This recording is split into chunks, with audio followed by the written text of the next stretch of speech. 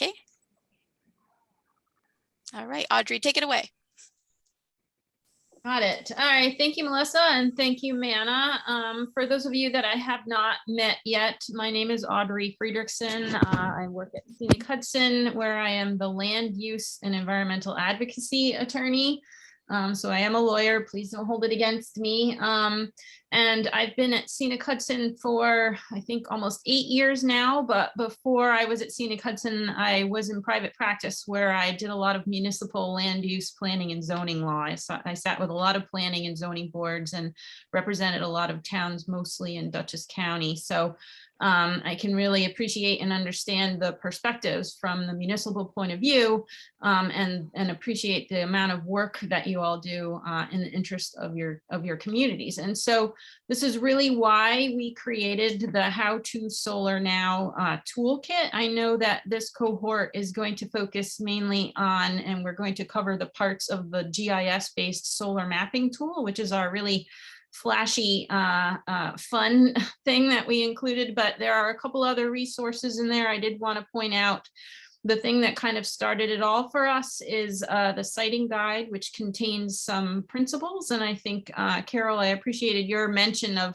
Scenic Hudson's goal in creating these resources is to help municipalities as you are faced with all of these projects to get in place the kinds of plans and codes and ideas in order to try and get these projects cited in a way that fits into the fabric of your community. And also, we really are looking to help make the Hudson Valley a model of this transition. So from my perspective, the sheer range of communities that we have here, from, as Maddie mentioned, the village is very much more like a city versus we've got some more rural areas. So being able to use the tool and see how it adapts is really great. So, I'm not going to take up too much time before we dive into part one.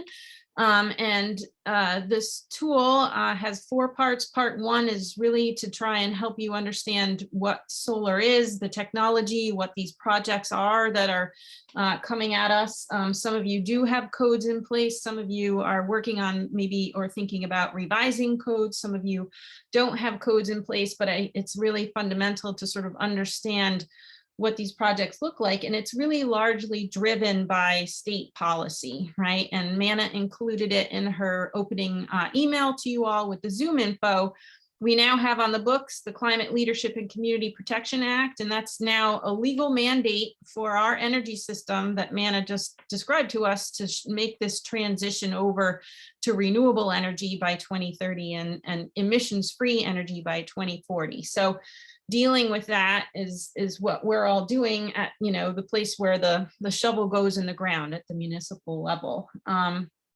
And so as you go through part 1, I'm here, I was part of the project team that created the tool. I'm happy to answer questions along or at the end, and try and help all of you understand what it is that is resulting in these projects. And it largely comes from state policy and then the efforts of NYSERDA, the New York State Energy Research and Development Authority, which is the entity that is creating incentives for developers to build rooftop, commercial industrial installations, community solar projects, and even very large utility scale projects. So we will learn about those in part 1. And so I will kick it back over to Manna and Melissa and do that. And I'm really glad to meet you all. Thank you all for joining.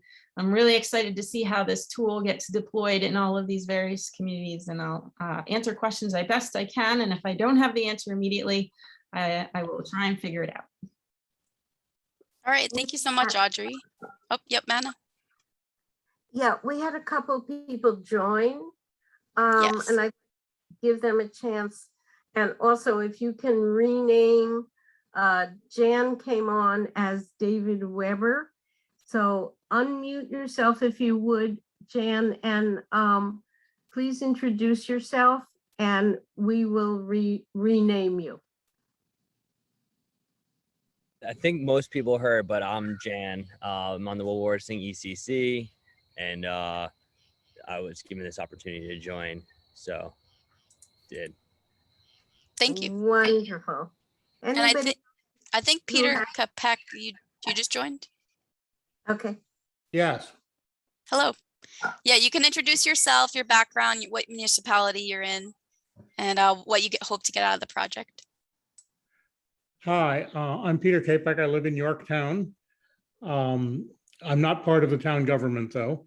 I'm on the board of Clearwater, and that's how I got involved. And I'm also part of a little organization called Yorktown 100, which is trying to encourage people to go solar and emit less carbon in all sorts of contexts.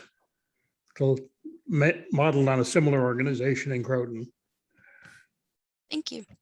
I think that's everybody. I think Maddie had unjoined and then rejoined, so it looked like a bunch of people came in, but did anybody not introduce themselves? All right, let's get going.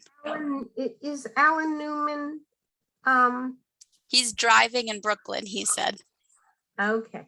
Yeah. All right, very good. And I'm still on. I'm still Okay. here. Great. All right, I'm gonna go ahead and share my screen. And this is Scenic Hudson and Mana and Melissa's presentation of how to solar now.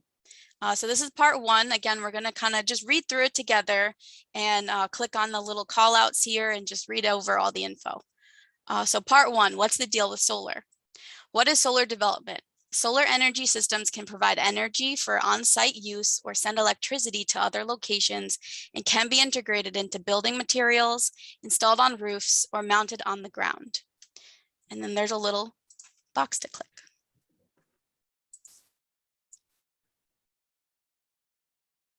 All right. Nana, that's your cue. I can't click it. Oh, yeah, I'm gonna go through it. Okay. Oh dear. The pictures are right over. Let's see if I can have You can it. kind of drag the box around your screen to. No, I can't because you're sharing it. Gotcha. I don't know if you can drag that box to the left so I can see it, but about that. Did that work?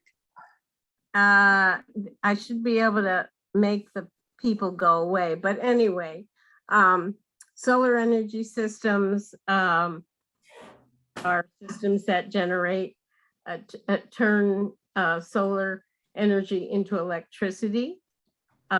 Each system includes arrays of solar panels, a racking system that they're mounted on, and a way to balance the system, and that includes inverters, which take direct current and convert it to alternating current, which is what we use in our homes and businesses. And then there has to be a way, well, it doesn't have to be, you can have an off-the-grid system, but one of the things we will be talking about is interconnection to the grid. And I can't read the bottom one because the people are in front of it. Oh, and possible batteries, it says. And possible batteries. And I want to say that thank you. I really believe that as much as possible, we should be putting battery systems where the solar is installed so that if the grid does go down, you can microgrid island off, and it promotes resilience.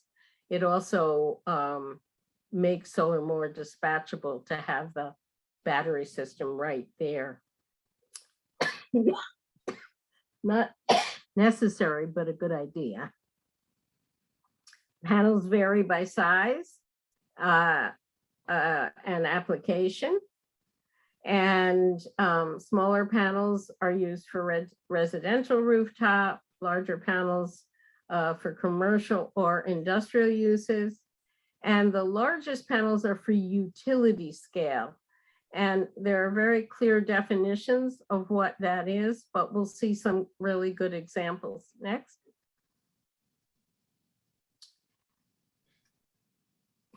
Generally, the amount of energy produced increases as the physical size of a system increases. Next.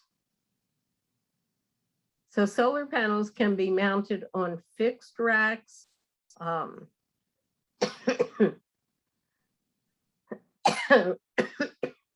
think you're gonna, Manna, do you want me to go ahead and take over? yeah, I'll have a little more tea and see if I can clear this up. Right, keep going with the echinacea. So I can take over here. We'll just finish sort of looking at this deep dive, but the main point that we were trying to get across and information that we wanted to provide to folks is, again, just sort of the nature of what this kind of land use is, right? Because this is, I think when something new shows up, people, if you don't know that much about it, sometimes it raises a level of anxiety, but we're just trying to provide information about this technology and have people understand that these are very scalable systems, right? And the smallest ones use the smaller panels, and then the bigger that they get, they have bigger panels for that utility kind of installation, which is a very large power plant. And these days there is technology that allows for the panels themselves to move either in one direction or in two directions to follow the sun. Here in New York, we have a good amount of solar energy coming out of the sky to be used. But it's, as we know, the winter comes and based on our topography and where we are on the globe, we need to maximize the ability, or the developers need to maximize the ability of their projects to generate electricity. So using a tracking system can help that. But at this point, that kind of system is still also very expensive. And we are hearing now with supply chain issues and things like that, that solar developers are being squeezed a little bit in terms of the costs of their systems. Is that the whole thing, Melissa? Or is Yeah, that was a great sum up there. I'm verbatim reading though. All right, so the size of ground mount systems is not restricted by the size of a building or roof, and it can vary greatly, from a single or a few solar panels to utility scale facilities with multiple rows of arrays spread over many acres. Ground mount solar is installed by digging anchors into the ground or using concrete blocks that sit on top of the ground, depending on conditions. Solar development in the Hudson Valley. Size matters. The size, type, use, and location of proposed solar projects varies widely and is heavily influenced by several factors, including permitting and electric grid interconnection requirements, energy prices, and state incentive programs. In the New York solar energy market, these factors translate into several common size categories. So these were the photos that Manna was talking about. Small rooftop or ground mount systems are up to 25 kilowatts. And this is an example.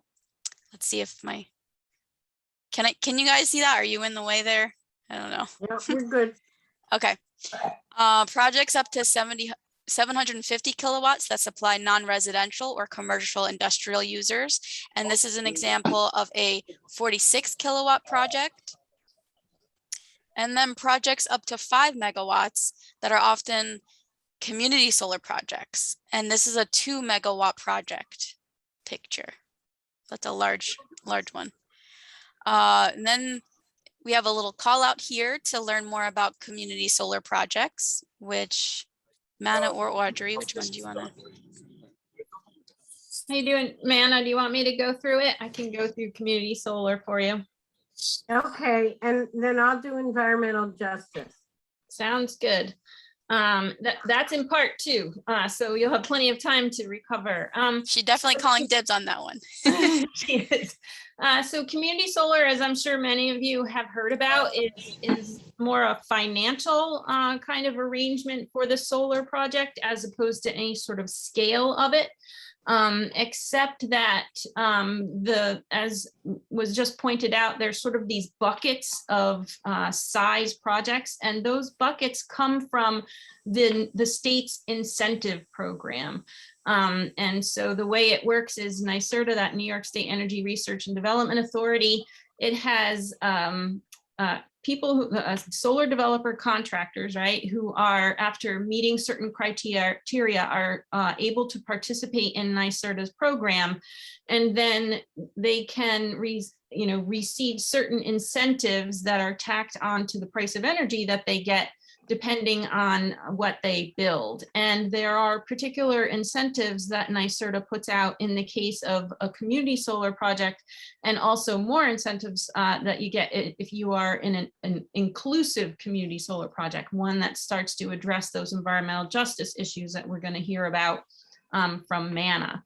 And so it's, it's not that you directly get the energy necessarily from the project in which you become a part of the community. It's like a CSA, a farm CSA, right? So you can either subscribe to it, actually own some panels, or you can purchase the output, but really what it turns into is a bill credit for you. And this community solar project is a way to finance these projects when people sign up for them, and then you get a bill credit and you get your energy at a lesser cost, and you are helping to support the construction of these community solar projects. So, and right now in New York, we saw an example of a 2 megawatt one, but at this point, they are receiving incentives up to a 5 megawatt size. And when we learned about the solar technology itself, MANA mentioned the fact that there is something called DC, direct current energy, and alternating current energy, AC. And so the projects themselves create energy in DC, but as MANA mentioned, it has to get converted to AC for us to be able to use it in our homes and businesses. And so that's why sometimes you will hear about maybe a 7 megawatt community solar project, and that's probably because it's being measured in DC as opposed to AC. And so just as like a point of reference, what is a megawatt? What is a kilowatt? What does that even mean? But as you can see, a 25 kilowatt project or smaller is one that goes on a roof. So that's like the size of a project. And a community solar project between 2 and 5 megawatts, or then even those bigger projects, generally the rule of thumb, although the bigger they get, they can sort of squish them down more, is about 5 to 10 acres per megawatt for those big projects. So when we are trying to plan at the municipal level for what these projects look like, that's kind of a good a rule of thumb of thinking, okay, somebody is coming here, they're proposing a 5 megawatt community solar project, and we're talking, AC numbers, and it's probably going to be about 5 to 10 acres that they need, and then a little bit more acreage than that to be able to fit all of the parts in. So I'll kick it back to Melissa. All right, thank you. And the last photo is projects 25 megawatts and above, which must be approved by the state. And this is a 32 megawatt project on Long Island. All right, the most common size of residential rooftop solar in New York is 8 kilowatt, which requires a little more than 500 square feet of roof area. For ground mount solar projects, 1 megawatt requires approximately 5 to 10 acres of land and can provide enough energy for 160 homes. So how does solar differ from other development? Rooftops provide space for solar development without impacting land. Ground mount solar systems do not add to the traffic, noise, or pollution typically associated with commercial and industrial uses. I see a hand. Do we want to break for a question? Spencer? Yeah, I just had a quick question. Sorry, on Yeah. the math, Audrey, you're saying, sorry to Okay. get your name. Yeah, Audrey. You said 5 to 10 acres per megawatt. Is that, so a 5 megawatt would be 25 to 50 acres? Just making sure the math is correct. Yep. Okay, thanks. Yeah. So when municipalities are thinking about, where to fit things into their community, or, if you are looking at your comprehensive plan, it's just like any other planning process, where maybe should we plan for an industrial park, or where should we plan for residential or multifamily residential, and where do we want to promote parks or open space?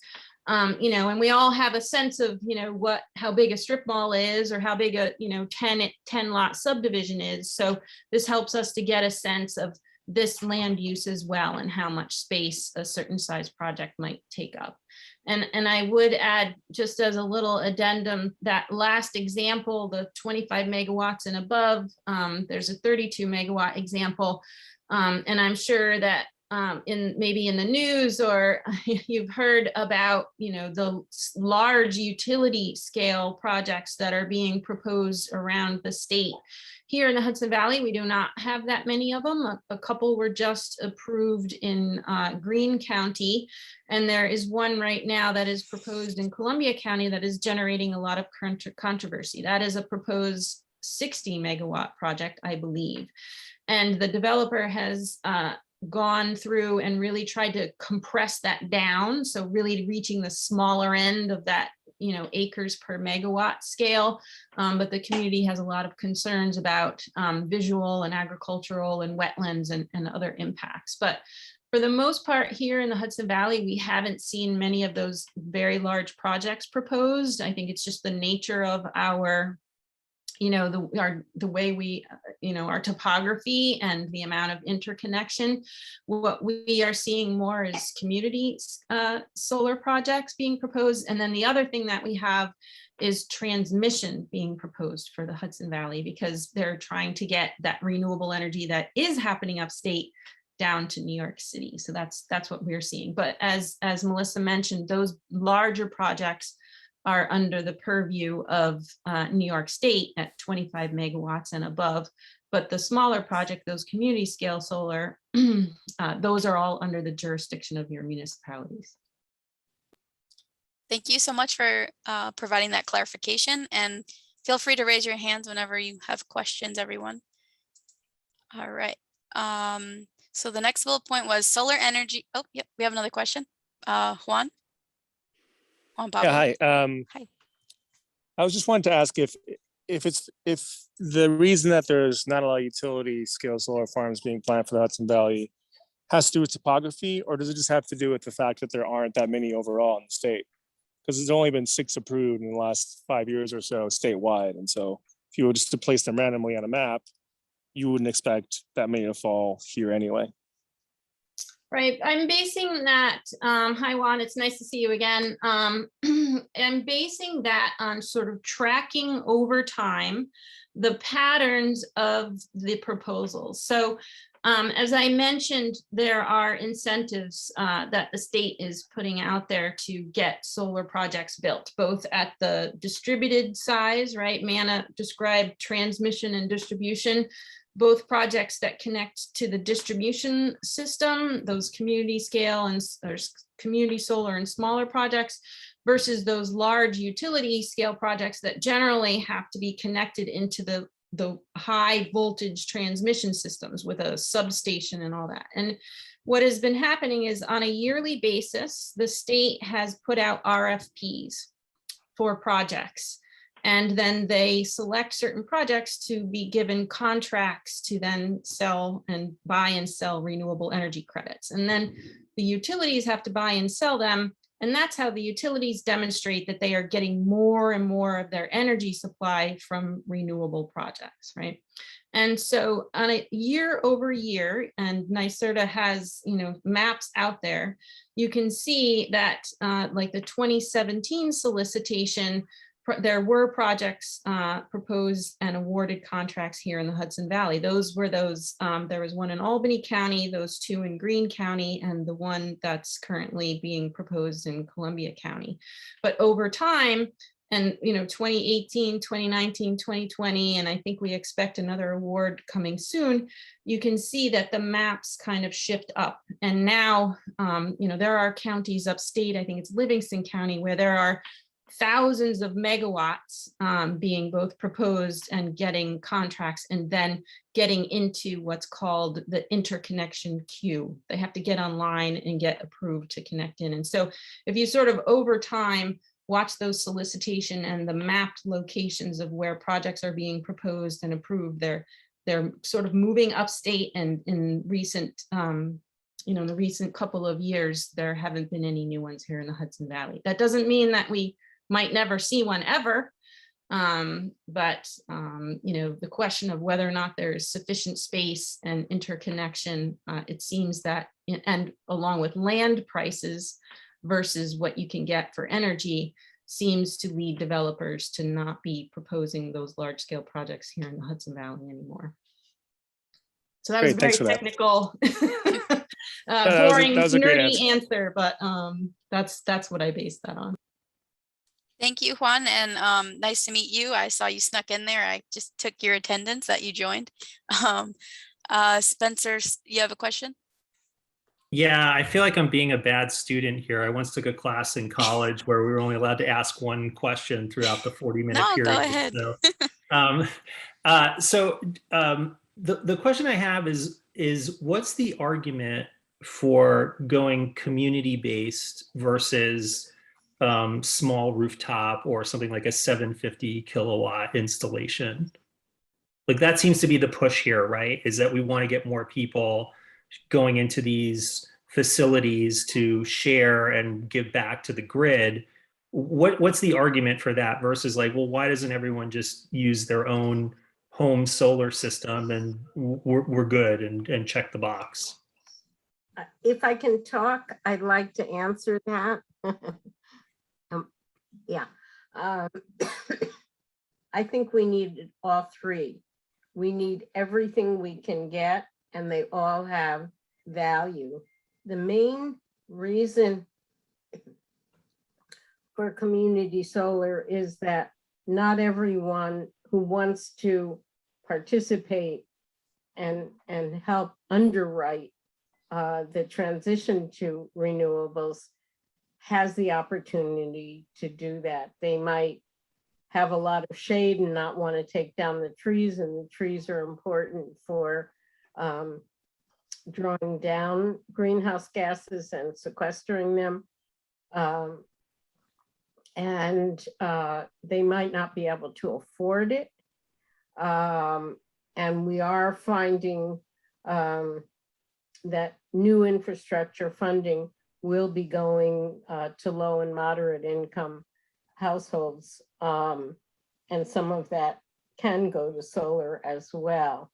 And also, low or no interest financing, et cetera.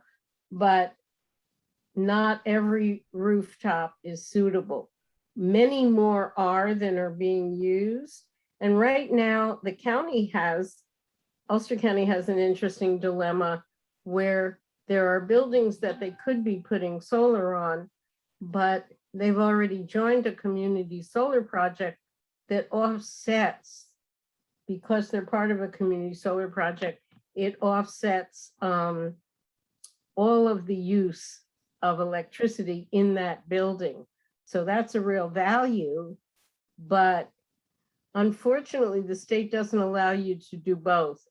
And we have an energy working group, Audrey and I and others are part of it, and we're recording all of those contradictory policies, and we're writing to the Climate Action Council and NYSERDA and Public Service Commission, et cetera, to get them to change any of the policies that are contradictory.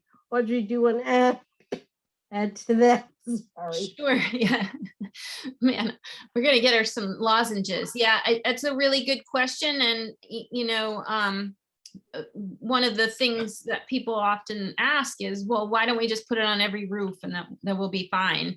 But as Manna says, we really need all hands on deck. Remember that our energy usage isn't static. Our between now and 2030, when we have our 70% renewable energy goal, and 2040, when we have our 100% emissions free goal, the amount of energy that we as humans in New York need is going to increase. So not only do we need to replace the current fossil fuel generators with renewable energy, but we're going to need even more generation.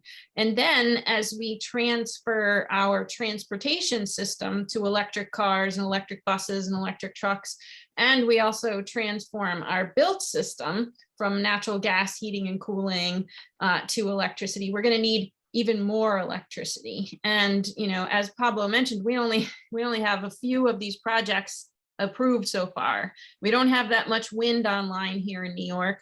We do have some hydropower, but that's all coming from Quebec.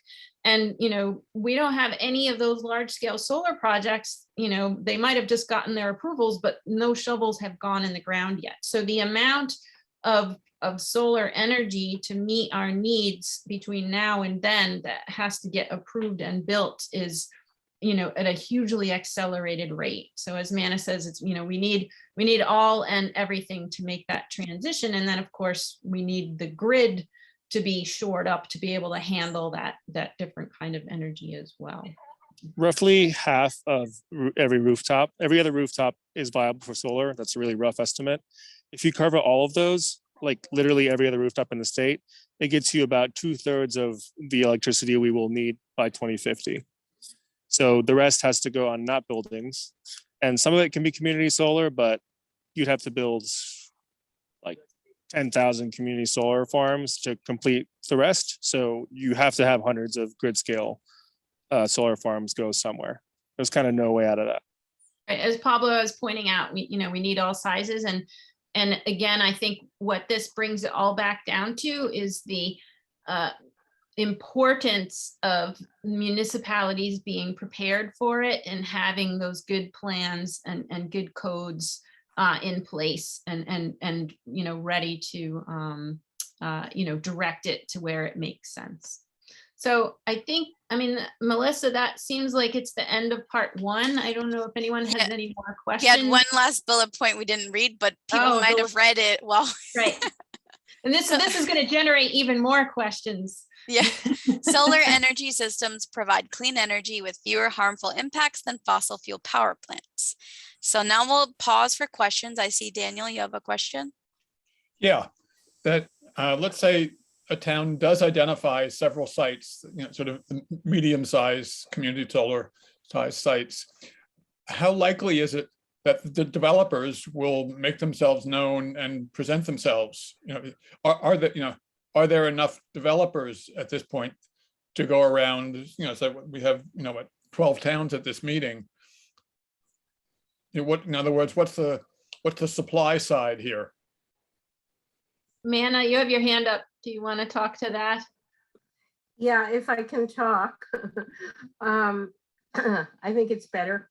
I want to say that the problem is not right now with the developers.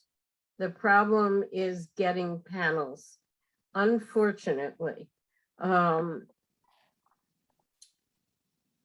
We should have, actually, the US was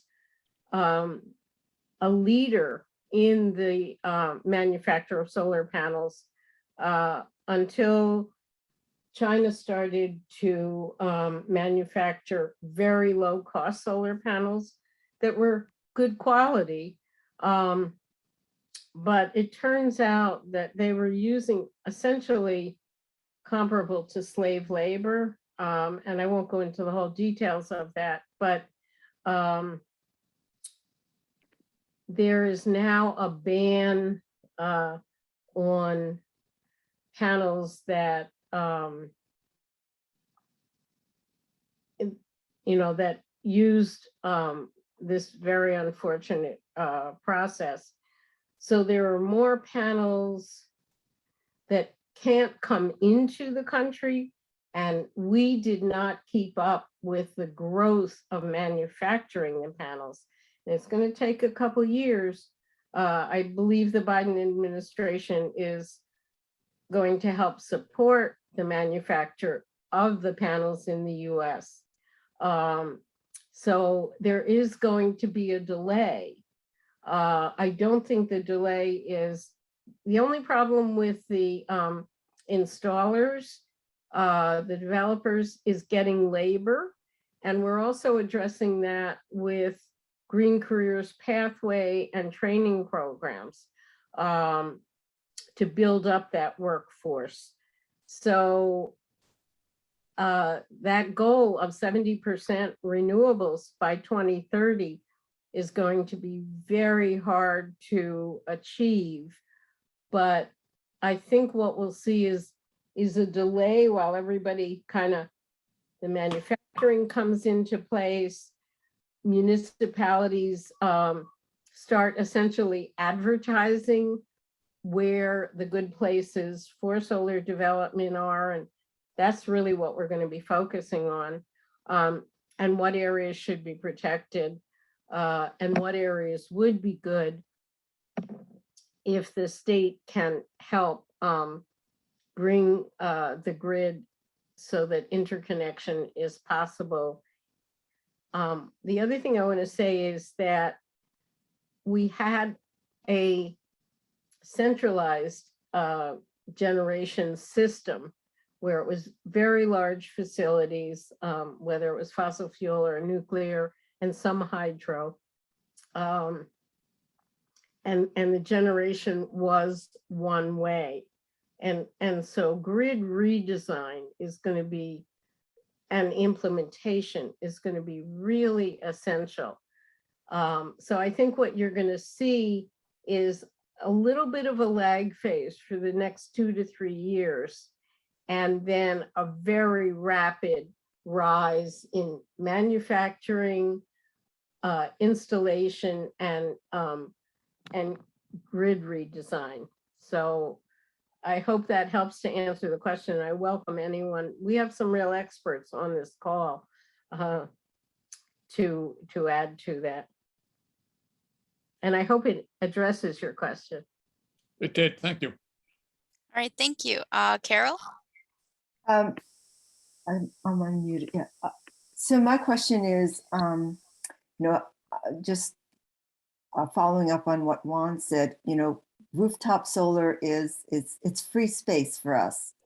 It may not be the most efficient in terms of, how many kilowatts you can get out of space, but it's free space.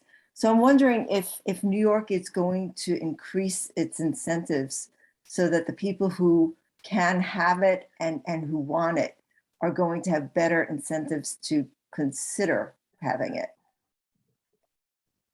Actually, I can address that one. So the New York Sun program that I've mentioned a few times. So in addition to the 70 by 30 goal that the Climate Leadership and Community Protection Act put out, it also had several specific targets for distributed solar. So distributed solar would include rooftop solar because it's connected to the distribution system of 6 gigawatts. And then there's also a storage target and an offshore wind target.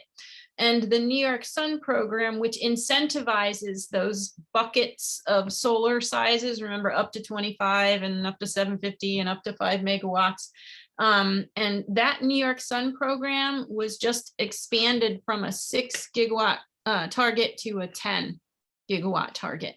So as NYSERDA starts to shake out, the process for doing that, there will be more of that process being opened and incentives. And so I don't know all of the details, but I imagine that would help to continue to promote rooftop solar. But the thing that a municipality can do, and this is covered in the zoning handbook, both that NYSERDA has out there, that guidebook for municipal governments, and then also NREL, the National Renewable Energy Laboratory. So that's a federal level. They, both the state and NREL have worked very hard to put toolkits and information out so that municipalities can set up a very streamlined permitting process for rooftop solar. Here in New York, we have what's called the Unified Solar Permit. So for certain small projects, whether they are rooftop or ground mount, I think that's under the 25 kilowatts, that all lines up, they have information for the, basically you just go to the building inspector with your plan and get your permit. So that is a way that municipalities can sort of provide the other side of the coin for getting rooftop solar built, right? So if NYSERDA and the state are putting out incentives, the municipality can set up a permitting process that creates that glide path for rooftop solar to get built. And NREL just recently also released something similar at the federal level for municipalities. And I imagine that in a state that doesn't have something like the New York State Unified Solar Permit, it might be more useful, but that's something we can throw that up into the resources folder that Manna created. But if your municipality doesn't already have the Unified Solar Permit as part of your zoning and building code, that's something it can do to help promote getting those built. All right. Okay. Thank you, I- Audrey. Oh, Oh, I'm sorry, dog barking. Just to follow up on that though, there are good incentives. Is there any idea of lobbying to make the incentives better for homeowners? I imagine that would be tied into some the tax credits, which I know less about than I know about other things. So I can definitely look into that, but I think that's an important part of the piece is, for homeowners to get that, just like electric cars and other things, but we can dig that up. There's also rebates. So the feds have a rebate and the state has a rebate. And Yeah. when you work with somebody to install them, they usually just take care of all that for you and just tell you how much the cost is with the rebate applied. Same thing for heat pumps. And then in addition to that, there's a tax credit, which is like, okay, tax me less because I did this thing. Well, so one of the sites you want to go to know what the incentives are, and it's kind of for the world, the rest of the US as well as Desire. It's database of state incentives for renewables and efficiency. And it has all the different current incentives that are available, both from NYSERDA, DEC, and so on. One of the points I just want to make a quick point here. Everything that we're talking about in terms of, the size of real estate that's required is constantly changing. I mean, I put in solar on my, pole mounted solar, ground mounted solar back in 2005, and I've been producing pretty much all my energy since then. Those solar panels were 175 watt panels, and I thought we were really cooking with, really efficient panels. And for the same real estate today, I mean, LG has a 420 watt solar panel, right? So, I mean, it's a slightly larger, it's, whatever the number of cells, I think it's 60 cells, whatever, it's a slightly larger footprint. Without getting into the details, the point to keep in mind, as we go through these exercises of the solar mapping, in that we need to be on top of that, on top of what is the current technology and what's anticipated. So if it takes a year and a half to being able to develop a solar, development site, and our municipal solar, which is 2 megawatts AC, not 2 megawatts, it's about 240, it's about 2.4 megawatts DC.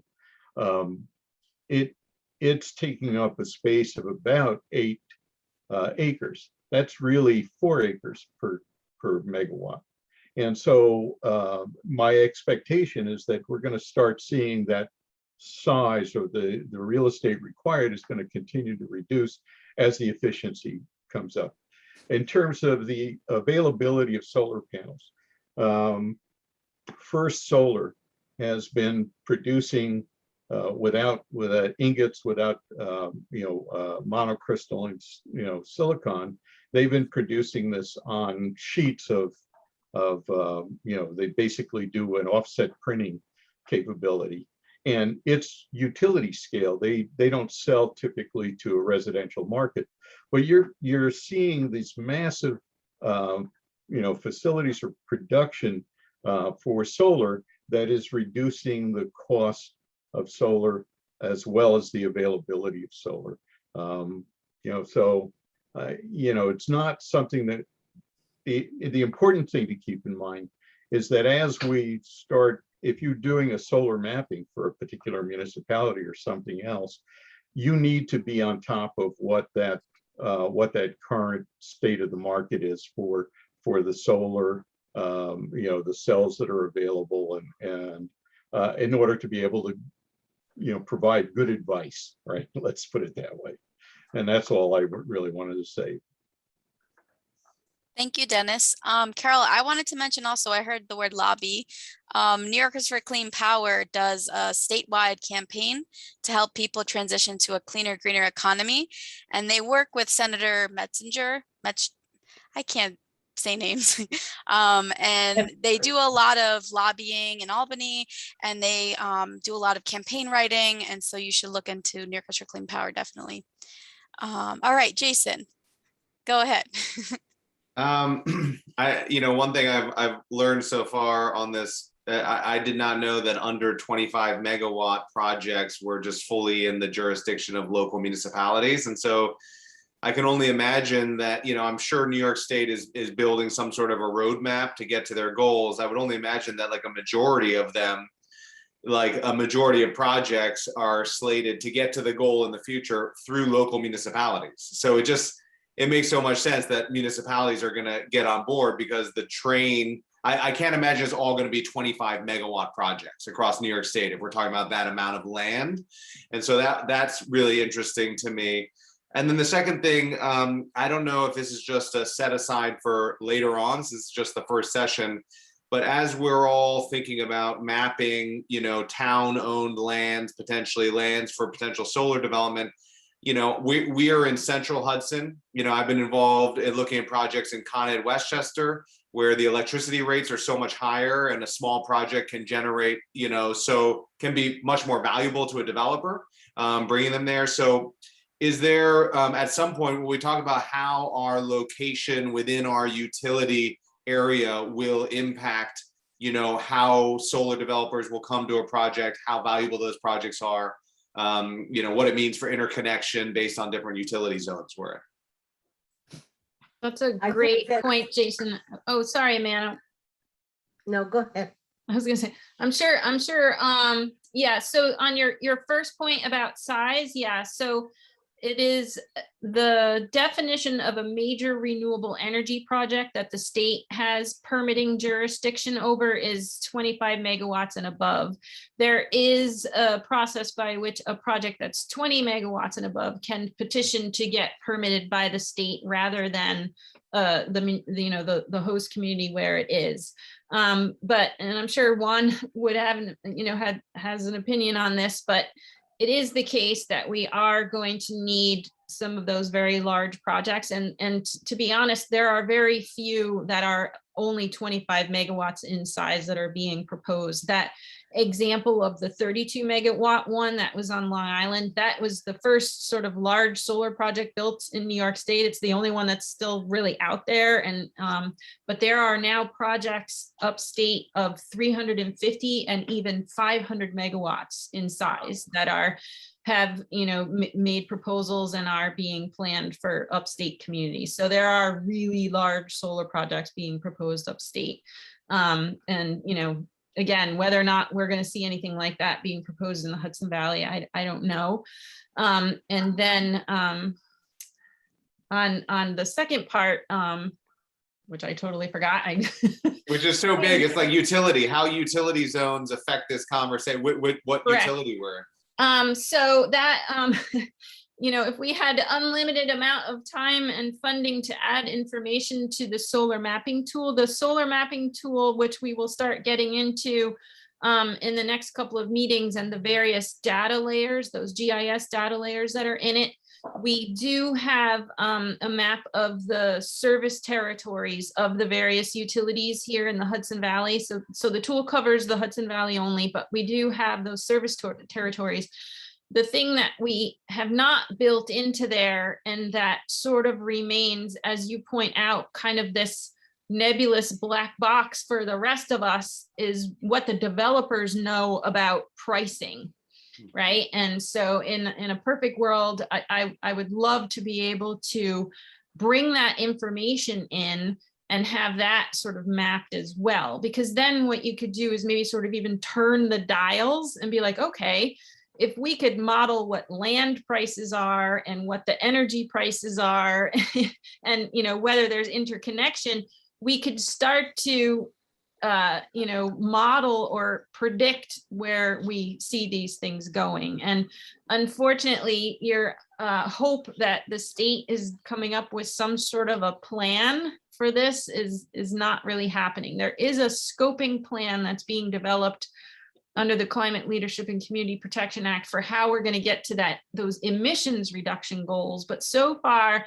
nobody has created a map of where these energy projects are going to go. And to be totally honest, here at Scenic Hudson, we chose not to approach it that way, to make sort of a static map of red light, green light, but to provide the various data layers that are relevant and then give people that information to make their decisions. I think it was a little bit before you came on the call, but Mr. Calais was pointing out how, there are very gray areas. So if there is a farmer who could benefit from leasing land, but that they're not really using for hay production anymore, but it just so happens to be mapped prime agricultural soils, and you're in a community that made a legislative decision at some point to say no solar projects on prime agricultural soils, now you're kind of stuck, right?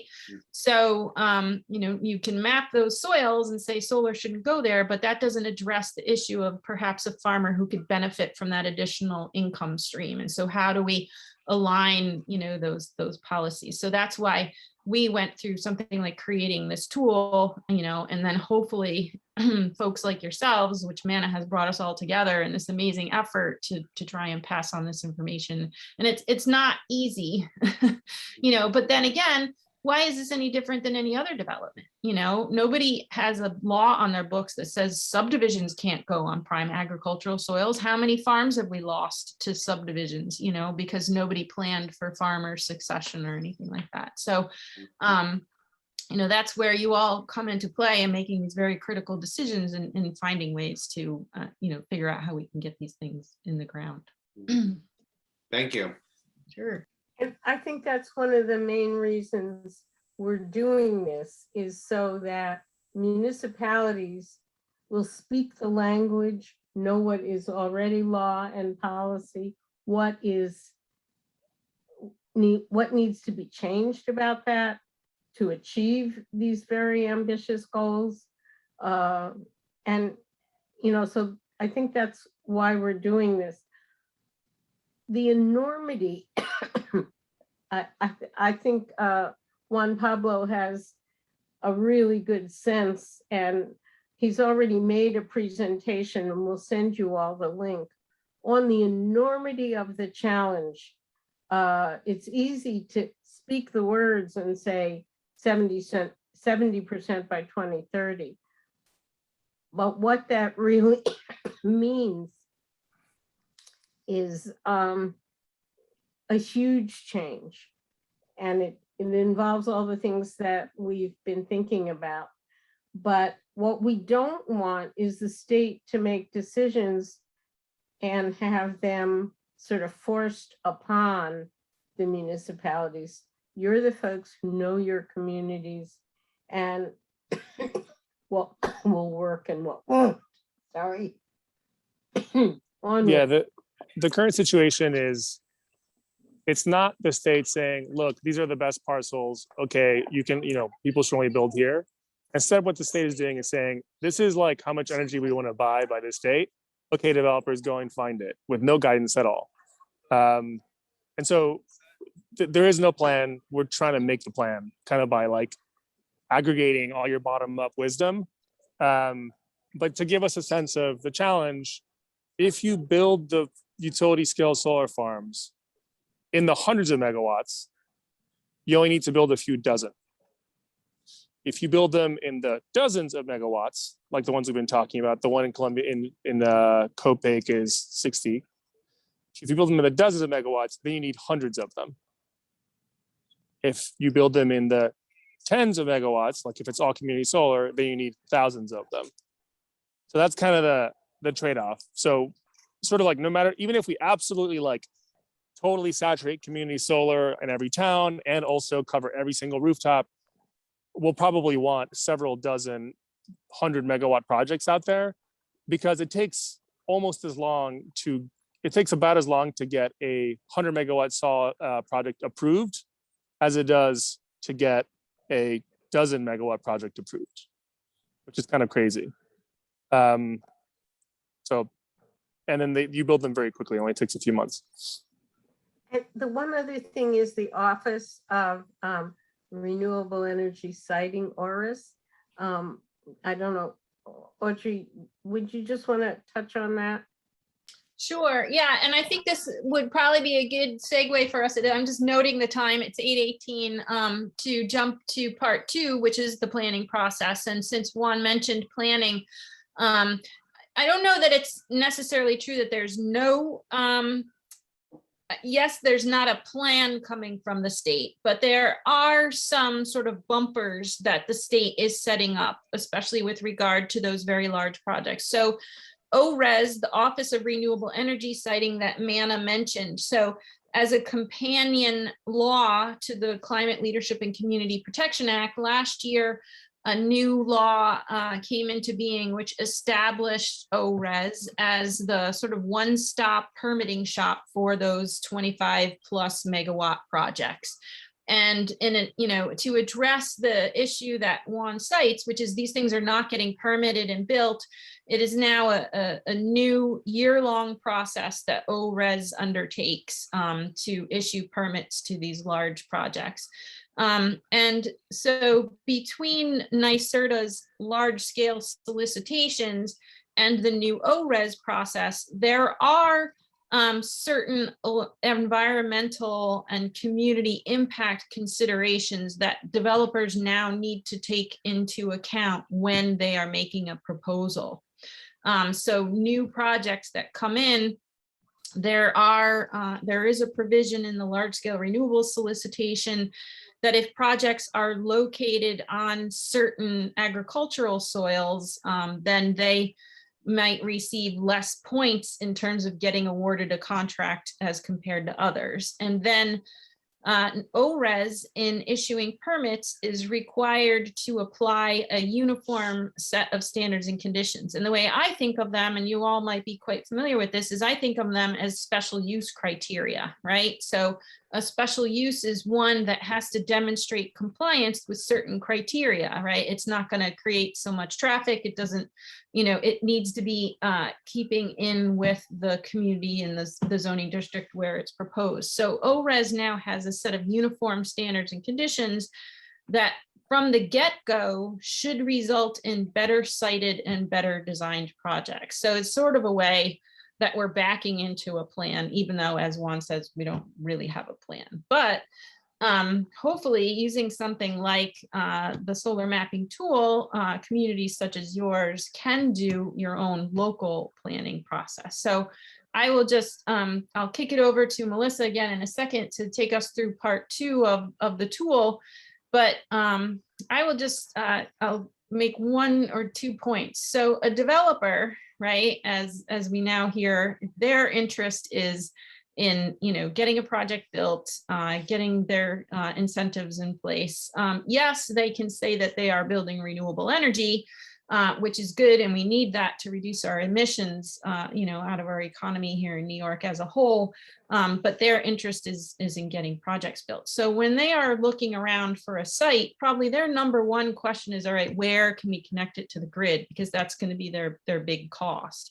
And then they're going to say, okay, is it allowed by zoning? And then, you know, are there endangered species and wetlands on site? And also, you know, do they have a willing, you know, person to lease it from or buy it from? So that's kind of the quote unquote planning approach that a developer might come from. And we thought, you know, from a municipal point of view, we need to be aware of that, but that might not necessarily be the way that a municipality would plan. So we came up with a 4-step sort of smart solar planning, which does 4 things. First, it says, well, all right, well, what do we have built in our community already, right? So we already heard, from the village of Ossining that you're quite a built up community. You have a high density probably of buildings and people, and so what do we already have existing? And what does our community look like, as opposed to maybe one that has more open space or is forested or has farms and agricultural land. And then this next question is, all right, where are the opportunities? Where can we put solar, rooftops, parking lots, right? Previously disturbed sites. Question number 3 is, where are the places where it would be best to build when it comes to, green fields and that don't have the wetlands and the forests and the important, farming operations going on that we don't want to impact. And then the last question is, what is the site feasibility? Does it have the right slope and aspect?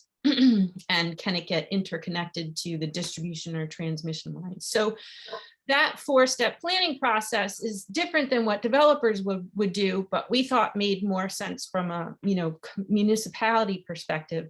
And then that 4-step process is in turn what guided and provided the framework for the specific GIS data layers that we'll learn about next time that we selected and then provided in the mapper. So I'll shut up now and turn it back over to Melissa and Manna to read through part 2.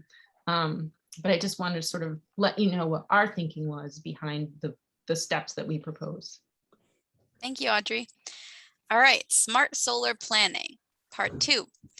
Proactive community planning is critical for making the most out of the solar revolution happening in the Hudson Valley. Smart solar planning enables your community to anticipate instead of react, and to ensure that what is special is preserved while the full benefits of solar can be realized. So ways to use the solar mapping tool. The solar mapping tool allows you to combine multiple layers of map data with local knowledge and community values to identify the best areas for solar development. The results can then be used in several ways: to support comprehensive planning and zoning for solar, to assess a particular site proposed for solar development, and to set community renewable energy goals. Oh, the little window is blocking my view. And develop climate action plans. By the way, this is Julie Noble, and I'm repping from Kingston. This is the Climate Smart Commissioners. Let me scroll down. To support comprehensive planning and zoning for solar use, the 4 steps for smart solar planning are below. 4 steps for smart solar planning. 1, assess patterns of existing land use.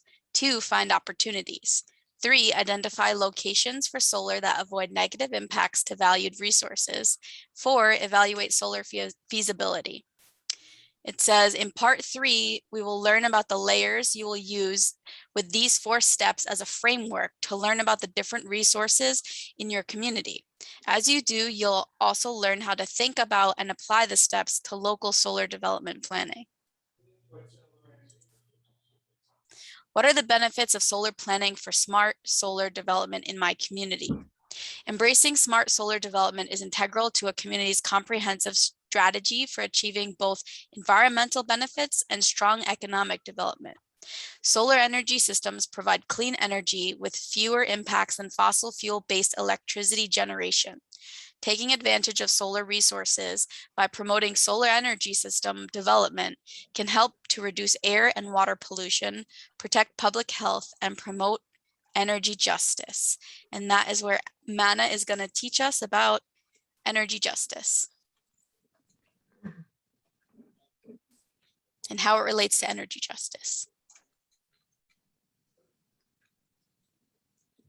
Manna, are you there? It's your... I am, Okay. and we'll see if I can talk. Okay.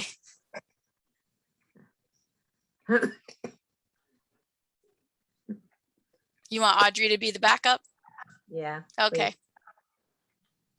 please. Audrey, go ahead. Okay. again, because we are getting late on time, but this is an extremely important topic. And one of the things that Manna noted, and I think in her email to us with the Zoom link, was one of the things that is embedded in the Climate Leadership and Community Protection Act is also provisions to ensure that this energy transition is also a just transition. As we know, low-income communities of color have, in the past, and as a result of environmental injustice, been the ones that have been most impacted and have borne unequal burdens of pollution and health impacts from energy generation and other industrial systems, right? So Manna described to us this, large-scale fossil fuel energy generation that we have in place. Right now, for example, the peaker plants that exist in New York City that get turned on when on a hot day everybody turns their air conditioners on, those are for the by and large and for the most part located in disadvantaged communities where the residents experience higher levels of health impacts, asthma, heart disease, and things like that. And then we saw when something like the pandemic and COVID-19 came about, the people who already had their health compromised as a result of environmental injustice were also the ones who bore the brunt of the pandemic as well. So, it all fits in. So our interest is, as we make this transition to renewable energy and promote solar energy, we want to do two things, right? We want to make sure that folks in those communities have access to that renewable energy, and that's where something like community solar comes in, as we discussed before, but also that they benefit and receive the jobs. In these communities don't necessarily have the type of housing stock. If you are living in a multifamily house and you rent, then you don't have any control of whether or not you can put solar energy on your roof. And even if you have your own single family house or standalone residence, the cost barriers to being able to do that are also inequitable. So disadvantaged communities are unable to access clean energy, but also miss out on the financial benefits, perhaps those tax incentives or reduced energy bills that we talked about. So, we have heard a lot about energy or environmental justice, climate justice, energy justice. So as we make this transition to renewable energy, we have an opportunity to really promote energy justice, right? So how does that relate to what we're talking about? If we are thinking about not only the best places to put, community solar projects and promote putting it on already impacted or already developed areas, this is a way that we can integrate into our energy planning achieving energy justice, right? Eliminating inequality and access to clean energy. So energy justice builds on the tenets of environmental justice, and environmental justice means that everyone gets fair treatment. But not only that, but they also have a voice at the table, right? Meaningful involvement of all people. And so as a municipality, if you undertake a planning process and you hold public meetings or hearings or you're providing information, it's important to ensure that everybody in the community has access to that information and has an opportunity to have a seat at the table. So we both want to eliminate fossil fuel and promote renewable energy. So, using that land use authority, that planning authority that you all have to steer projects to sites that will benefit disadvantaged communities will help to bring support and help them access clean, new and reliable sources of energy. So we really want to create assets for disadvantaged communities. And we also, but at the same time, we want to make sure that we're not putting these projects into valuable green space and make sure that it brings clear community benefits. So it's not an easy topic. There's not a very clear and direct path to being able to bring these considerations into planning. But if we bring it back to the tenets of environmental justice, it's really a matter of making sure it's fair treatment that we're not putting projects in places where they have unequal impacts. And we're also making sure that they are available to all, and also making sure that everybody has a seat at the table and a voice in making a determination where these should go. So that's my, rather than reading it, that's my spiel. I don't know, Manna, if you have anything to add. I know that you and Clearwater have done a significant amount of work on environmental justice in the Hudson Valley. I have two. One is a question and one is an example. I'll start with the example. In Hurley, Point of Praise Church has a very large community solar, sorry, let me just push through, solar system that all the congregation are a member of. So they benefit, the solar is generated on site, their bills are lower, considerably lower, because they're a member of a community solar project. And the young people from Empower Kingston that were taking a training in green, sorry, green building and renewable energy, got to work on that project. So that was training. So that's a concrete example. And my question, Audrey, is there an environmental justice mapping layer? I looked at the layers several times, but I know we're going to be going over them in detail. And I didn't know if, you know, that was one of the layers. Right now, we did not incorporate the layer. There are, I can also drop this in, there are a significant amount of environmental justice mapping tools out there.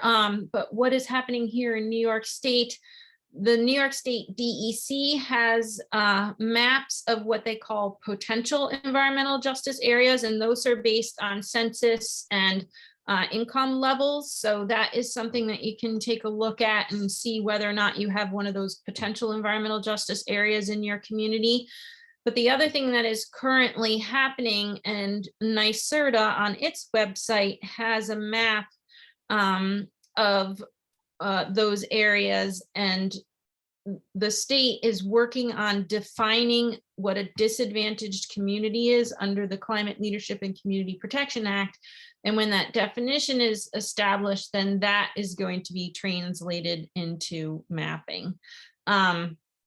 So we don't, it's not currently in the tool because it is in a state of flux and hasn't been finalized yet, but I can definitely provide those information on those two things in the resource files. Wonderful. The Office of Environmental Justice used to have very clear maps, but they have taken them down, and there is kind of a Zoom tool.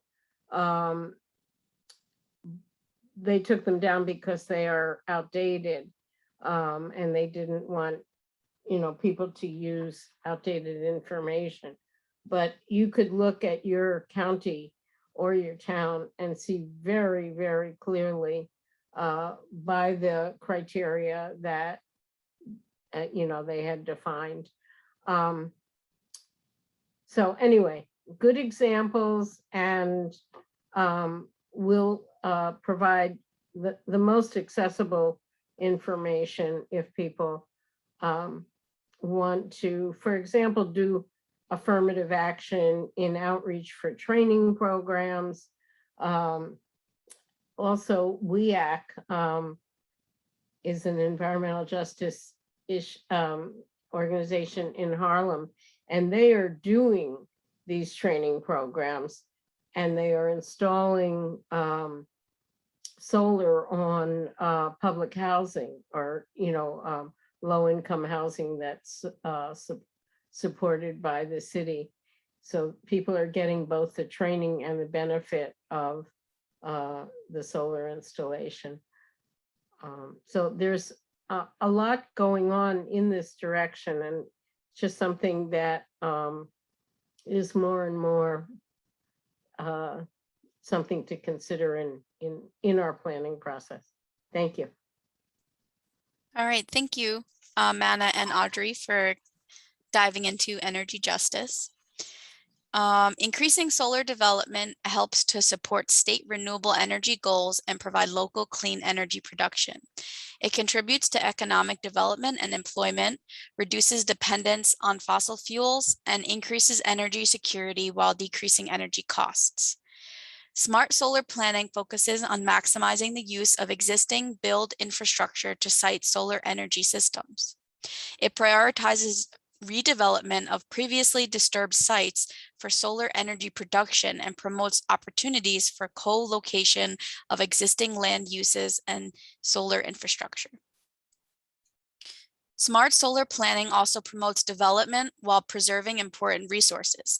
Its goal is to maximize solar deployment while avoiding and minimizing potential conflicts with other municipal goals such as protection and preservation of agriculture.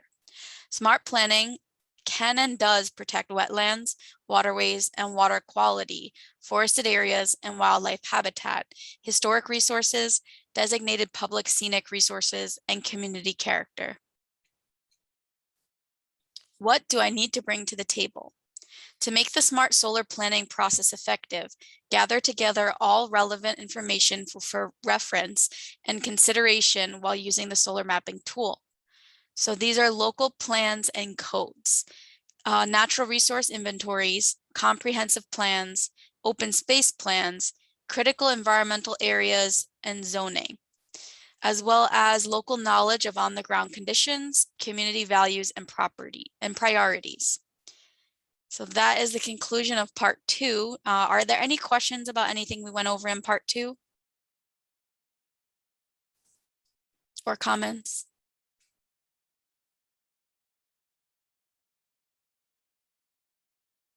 Wow. I think That was- everybody's tired of listening to I know, us. listening to me read. No, I would just, I think, I don't know if we're gonna turn it, Manna might have stepped off, but, you know, and again, it's already 8:40. We're getting close to our time period here. And I don't know, Manna, what you want to cover, but I did want to sort of stress this last point that Melissa just went over. So, you know, we can try and give as much of this background information as possible. I think Mr. Collet's point about changing technology and being on top of that is an extremely important one, you know, when we're trying to imagine what these projects are going to look like and how to plan and zone for them. But it, you know, participation by folks such as yourselves and every, you know, people from the community and being aware of what you already have, you know, sort of on the books in terms of your comprehensive plan, whether, you know, you have zoning in place and what it provides for, and if your community has done a natural resource inventory or an open space plan, where you might have established critical environmental areas. And one other thing is a lot of communities that have, you know, farming as a big part of the economy have an agricultural protection plan. So I don't know, I'll turn it back over to Manna, but she might give you all a homework assignment between now and then to see if you can gather together or at least create an inventory for yourselves of some of these plans that will be relevant to a solar planning process. Yeah, we definitely want everyone to gather as many of these resources as possible, and then either put PDF copies into your folder in the shared drive or just come prepared, having reviewed them. You can go on your city or municipality's website usually to get some of these things. If you are having trouble finding some of this stuff, you can definitely reach out to us and we can assist. I see, Jason, you have a question? Yeah, this is just a kind of a very broad question. So in terms of what we're all doing here together and me getting my head around it, we were going to be using the solar mapping tool to look at lands within our own municipalities over the course of the coming weeks. so we should be, we will be guided through that process. And so we should be looking at these local plans and codes. So as we're looking at lands within our own municipalities, we can kind of be actually developing this solar mapping tool for our own home communities. Exactly. And Okay. I would suggest that if it's a medium-sized document as a PDF, that you just put it in your folder, a natural resource inventory or, but if it's something like your zoning code, you might want to have just a document in your folder with, so you can get to it easily as we move through this process. And Alex Wolf, who helped develop those layers, will be from Scenic Hudson, will be helping us work with the layers. That was Yeah, perfect. so yeah, part 3 is kind of breaking down the layers, and then I believe part 4 is putting it all together. And so we're running through it all, each from our own municipalities, using our own data and our own resources. Great. I see, Spencer, you have a question? Or have you hit your question limit? I'm joking. Touche. So my one just question here is, sorry, I'm getting a little tired out. Do you have examples of these documents that we could, like, if we don't have them, we know what to ask for from our municipality? Like, I don't know what a critical environment areas document would even entail. And so like, just some sort of like background knowledge of what these things are would be super helpful. And maybe I'm coming at this because I'm so shiny and new that I just don't know what these things are, and Dan might know, but I think having some sort of like reference guide would be super helpful. Yeah. Is it, man, were you gonna say? I was gonna say the critical environmental areas is sort of an outlier here. Probably, just using that list and like you said, I don't know, Dan, if you know whether or not you guys already have these in place, but questioning, perhaps the clerk, if you have a natural resource inventory where you can find your comprehensive plan, if you've got an open space plan, if you've got a farm management plan, and then also finding your zoning.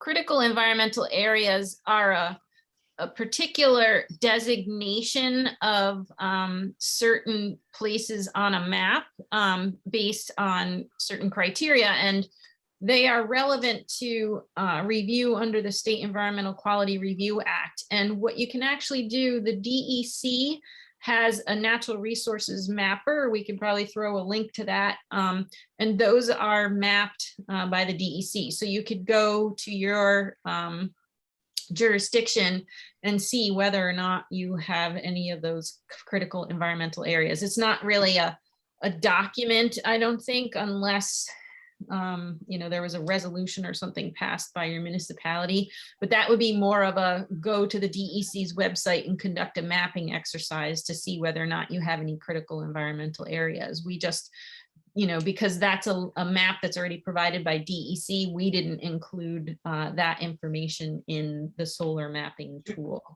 So can I make a suggestion?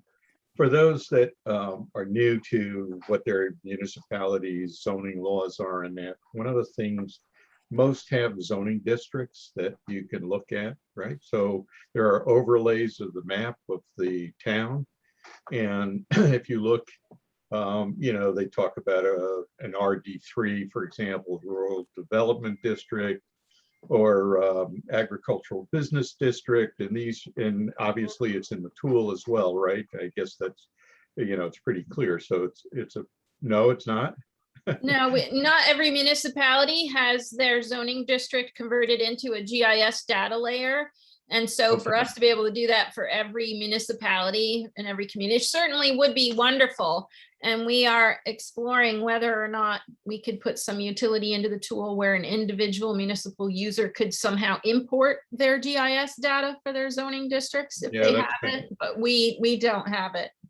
So I mean, so there are a couple of things. I mean, the question that was raised was, I don't know what to do, but you probably have building and zoning. And if you go to the zoning, the building department, I think earlier Audrey referenced the, what was it? There's the short form for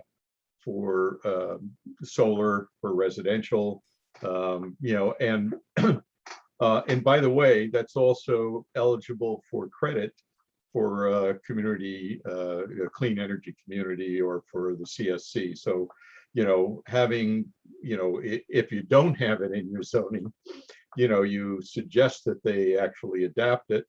It's really just getting, just contacting somebody, I guess, from, and again, I don't remember exactly what we had to do, but it was not a big deal. And it's a quick couple of points for toward your certification, and that is a CSC or what have you. The other thing that I didn't hear raised here, but it's very important to understand is the utility. Typically, when you start getting into larger than 250 kW systems, requires a CSER. And back in 2017, we had some really major problems with Central Hudson because a CSER is it's coordinated electric system interconnection review. Sounds like a big thing. It is a big thing. And what happens is, like a lot of these utilities, they don't use their own engineers. They subcontract that work out because they don't have the time. If back in 2017, there were, I think there were over 200 1 megawatt or larger systems that were submitted or requests were submitted into Central Hudson. So it costs a lot of money.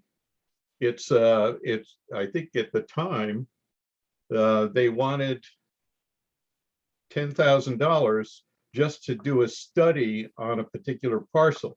So, a developer will probably, take that cost into consideration. On the other hand, if you're as a municipality, if you haven't really developed, you're just trying to figure out a framework of where you want to put a solar system, you don't have that money. You're not, you can't just go, the town board isn't going to just say, here, it's $10,000. And by the way, Central Hudson may turn around and say after their study that it's going to cost you $150,000 to be able to do the interconnection for that particular system. So it becomes an area that you need to understand, again, before you can make a recommendation with any kind of assurance. And I'm not quite sure where that fits into this discussion, again, over the next few weeks. But the CSER is a real point of contention. A lot of times a developer will walk away from a project. And that happened actually in 2017, 2018. I'm trying to remember who the developer was, but they submitted proposals on multiple parcels of land, and they paid the whatever it was, the $10,000 to be able to get the study, and they found out that it could cost anywhere from $500,000 to $5 million to actually install that solar system, a 2 megawatt solar system, just for the interconnection costs. So again, buyer beware, right? This is not a trivial exercise where you could just go and say, oh, this is a good spot of land. That interconnection study is going to be a real point of, you'll have to understand. Yeah, I think, Denny, that's a really good point. And as I pointed out, we came at this with a 4-step smart solar planning approach that is probably significantly different from the way developers approach things, which is going to be very interconnection first. But, I don't know that I would necessarily agree that, if you as a municipality conduct a mapping exercise and, study, the plans that you have on the books and come up with recommendations for, a plan or zoning to promote solar in particular areas, even if it turns out that, interconnection is difficult or there isn't capacity on the distribution system at this time, that you shouldn't plan for it. I think a little bit of it as like, plan for it and they will come, because there have been efforts, obviously the developers have raised this issue with the state, and the state is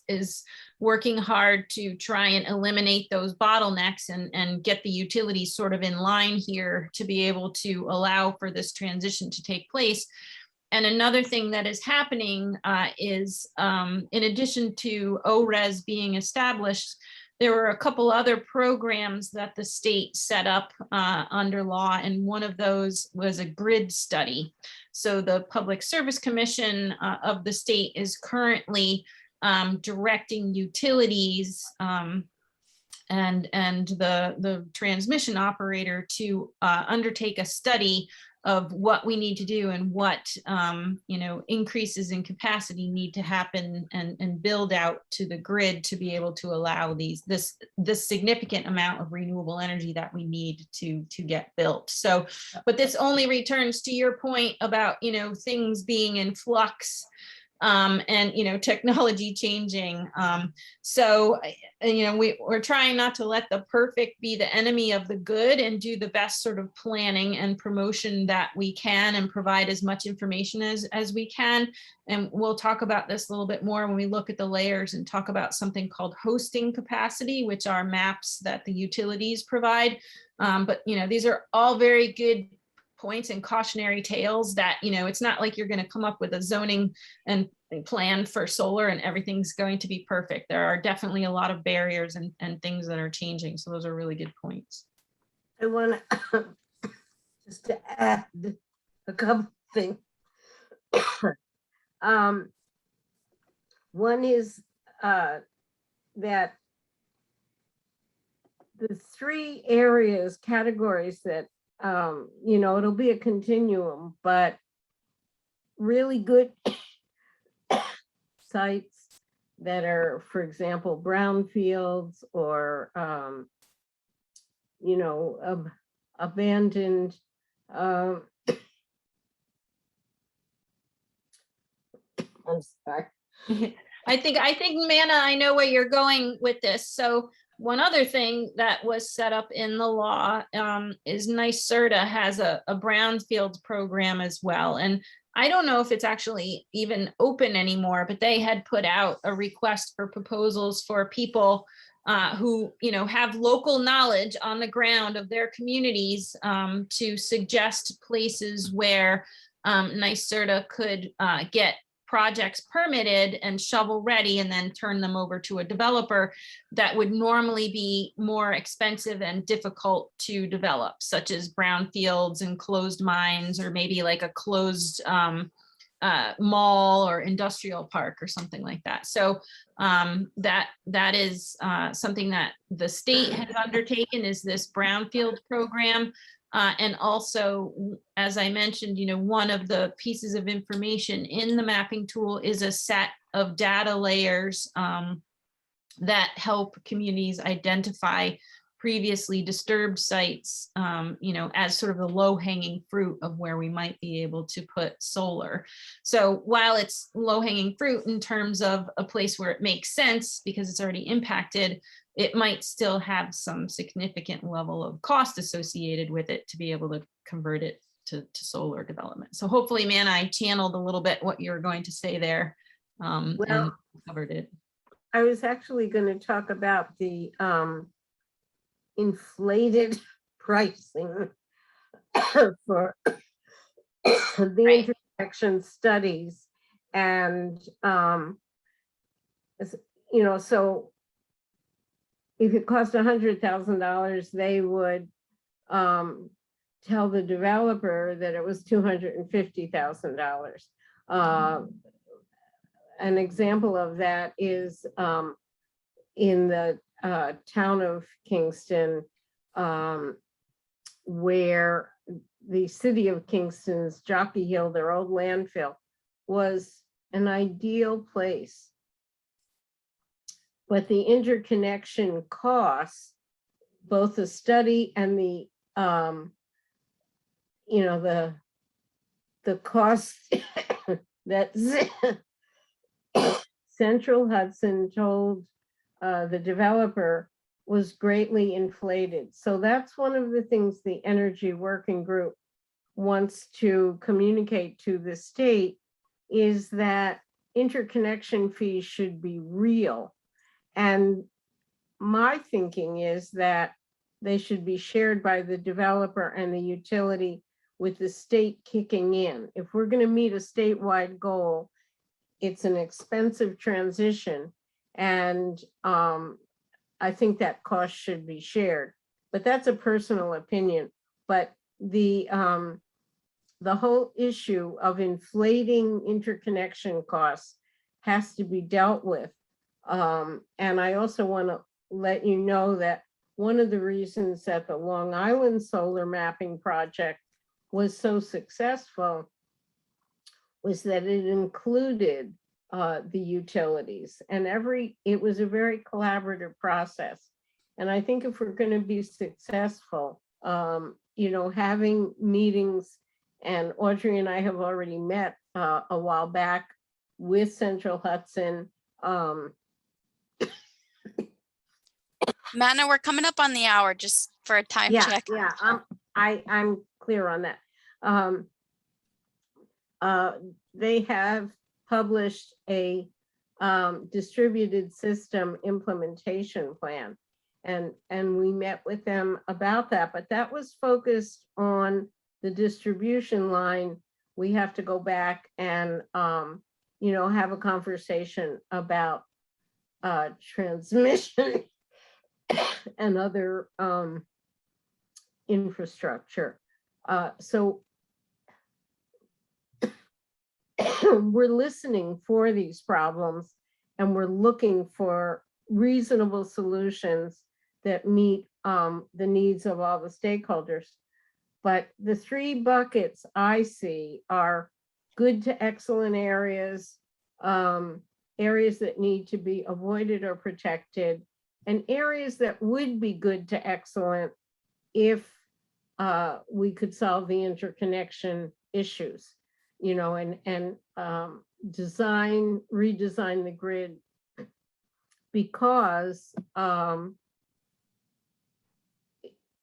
the loads are not where the generation is. So for example, I can't remember, is anyone from Denning on the call?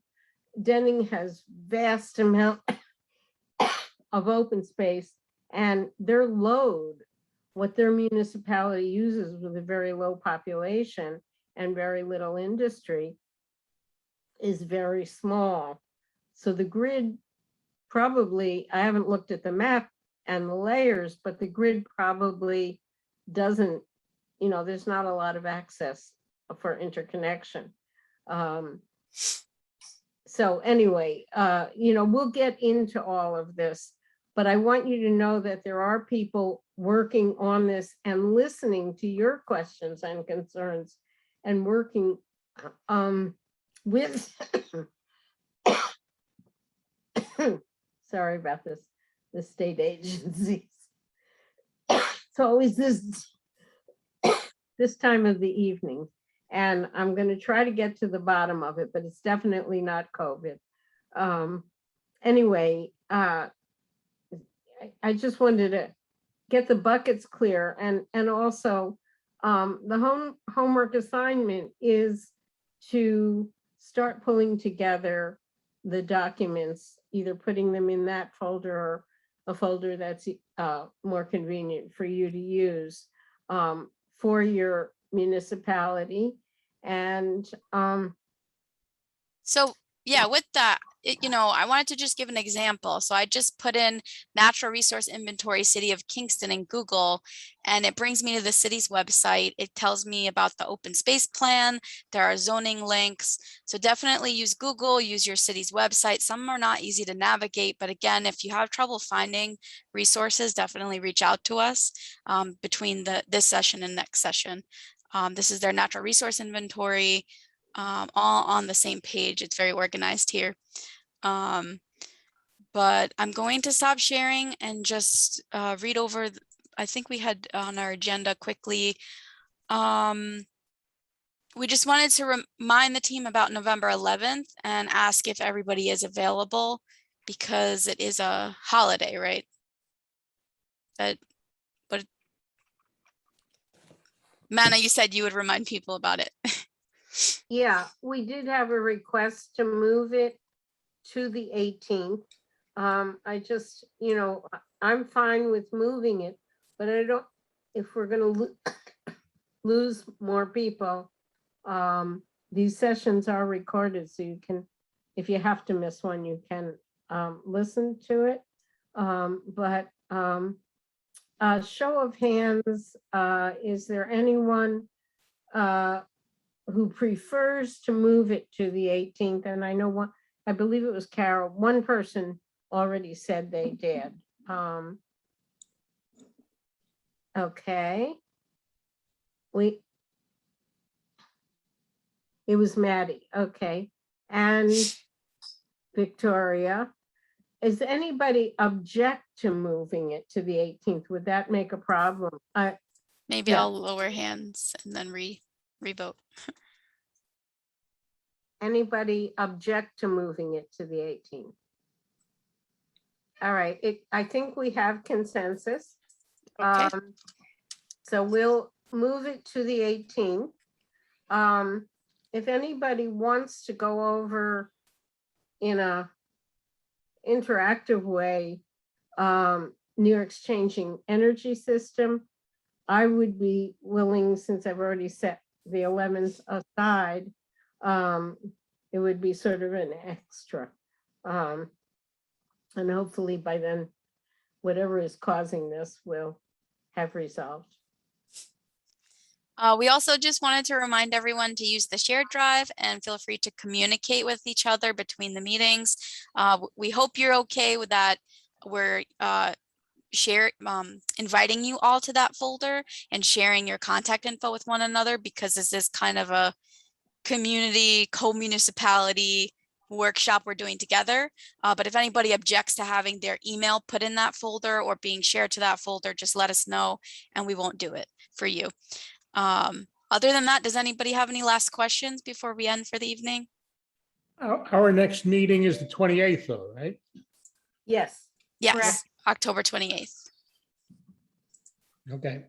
Yeah. So All what right. am I- There'll what am I only missing be, I guess, they'll, trying to think if there's any other meetings in November. It was going to be on the 11th, and then we moved it. Then, yeah, the next is December 2nd. I think we're skipping for Thanksgiving. So there's only one meeting in November then. Dennis, you had a question? I'm Google Doc challenged. Oh, So we if you could tell me, is there a link or something that I need to, just put in, to being able to log in, or what? I mean, I do have a rarely used Google account, but Yeah, there is a link to the overall folder. And then once you're in there, you can get into a folder that we've set up for your municipality. And okay, into a document that has links to the major documents, and where it was an easy PDF or a PowerPoint or something that people might want to look at. We put that in the general folder so that, yeah. we can work with you. We can, walk you through it. All right, so I don't want to hold everybody up for this, Samantha. Yeah, But, let us know uh, on the side. This is the folder. It has every town in it that's participating. And then if you click shared, you can see who has access to the shared drive. And then from there, if anyone has questions about what you talked about or so and so, they can reach out. Super. All right. Call one of us and we'll walk you through it. That sounds like a plan. All right. Probably not this evening. Yeah. We wanted to thank Audrey for your expertise and your time, and thank everyone for participating and logging on so late in the evening. And we will talk to you next meeting. Thank you so Thanks. much, everybody. Thank you. Thank you. Good night. Thanks. And Manager.